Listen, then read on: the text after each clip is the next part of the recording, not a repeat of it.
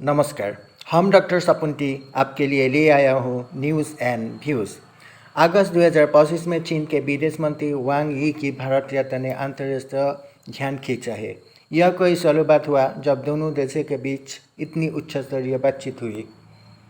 2020 की सीमा झड़प के बाद भारत चीन संबंध थंद पड़ गए थे, लेकिन अब सीमा पर तनाव कम करने, व्यापारिक बातचीत शुरू करने और सांस्कृतिक आदान प्रदान के प्रयासों ने इस दौरे की जमीन तैयार की। वांग यी ने भारत के शीर्ष नेतृत्व से मुलाकात की।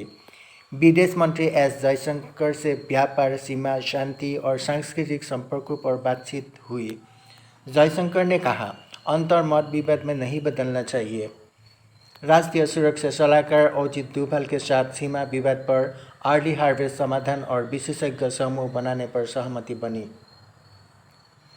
प्रधानमंत्री नरेंद्र मोदी से वांग यी ने मुलाकात कर कहा कि भारत और चीन के प्रतिद्वंदी नहीं, साझेदार की तरह सोचना चाहिए। मोदी ने स्थिर संबंधों को एशिया और दुनिया के लिए जरूरी बताया। इस यात्रा से कोई अहम नतीजे सामने आए। सीमा व्यापार का दोबारा आरंभ, उत्तराखंड के लिपुलेख, हिमाचल के सिपकिला और सिक्किम में नाथुला मार्ग खोलने पर सहमति। सीधी उड़ानों और वीजा की बहाली, पत्रकार, कारोबारियों और सांस्कृतिक समूहों का आसान यात्रा सुविधा। तीर्थ यात्रा में विस्तार, कैलाश मानसरोवर और तिब्बत के धार्मिक स्थलों तक पहुंच आसान। सीमा वार्ता में नई पहल, विवाद कम क्षेत्रों में सीमा निर्धारण के लिए विशेषज्ञ समूह का गठन। बहुपक्षीय सहयोग, भारत और चीन ने 2026 और 2027 में होने वाले ब्रिक्स सम्मेलन में एक दूसरे का समर्थन करने पर सहमति जताई।